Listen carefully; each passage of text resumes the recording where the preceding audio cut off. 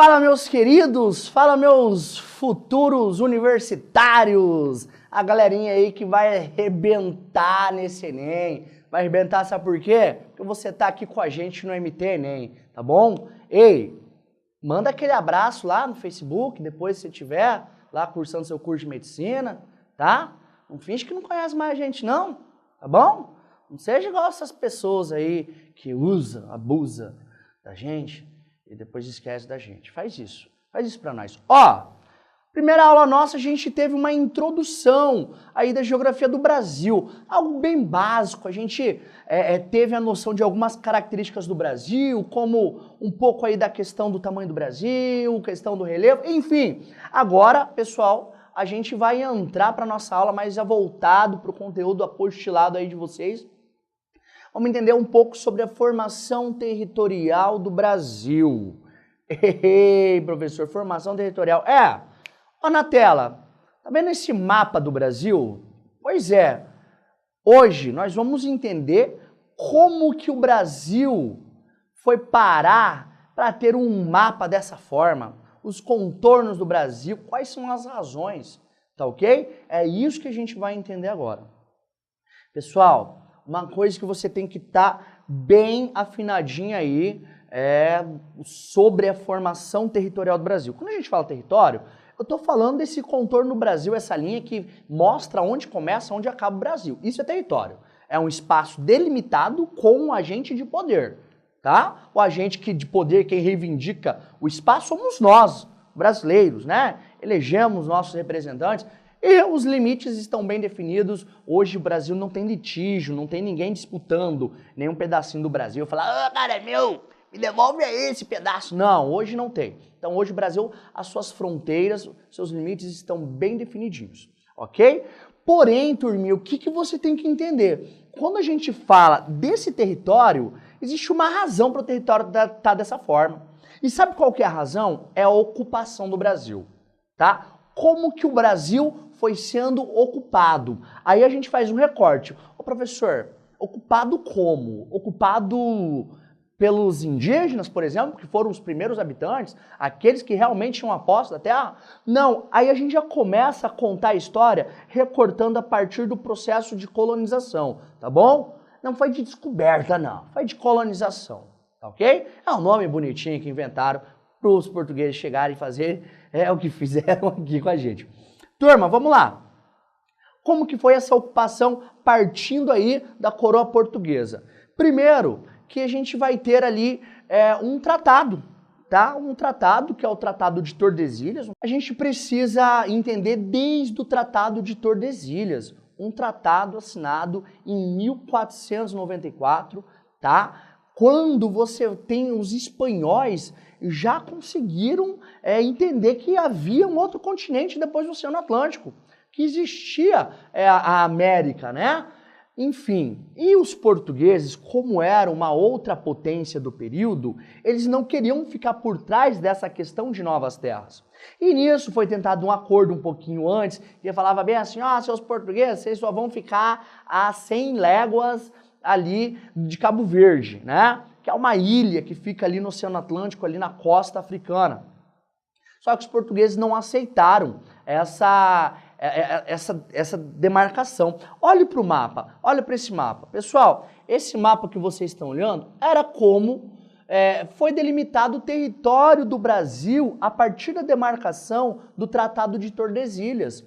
Essa linha que se chama meridiano, né, meridiano de Tordesilhas, ela está a 370 léguas, tá bom? Ali de Cabo Verde, aquela ilha que o professor falou para vocês. Então, um novo acordo que a coroa portuguesa conseguiu fazer com a Espanha, conseguiu um território maior, tá bom?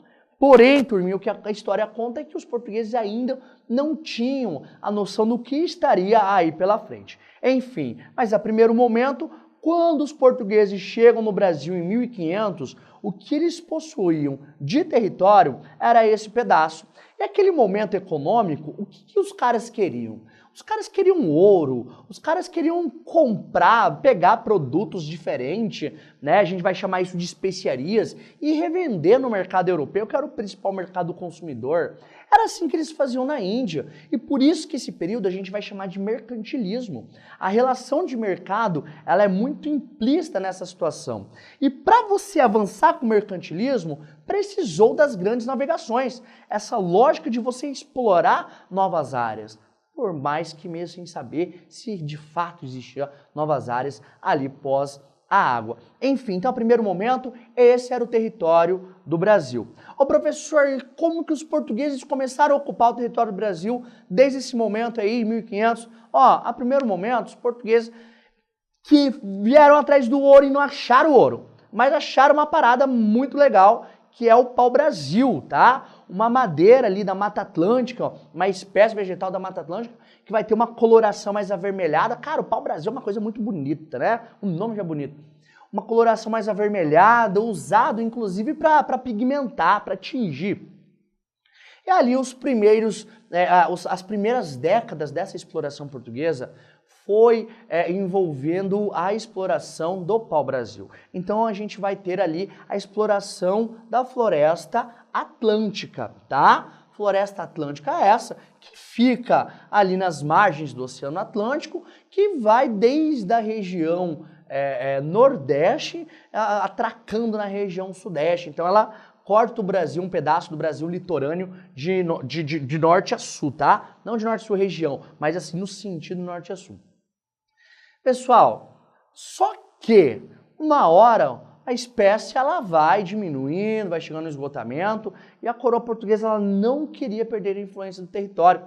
Até que surge uma grande ideia lá na década de 1530, ainda ali no século XVI, tá?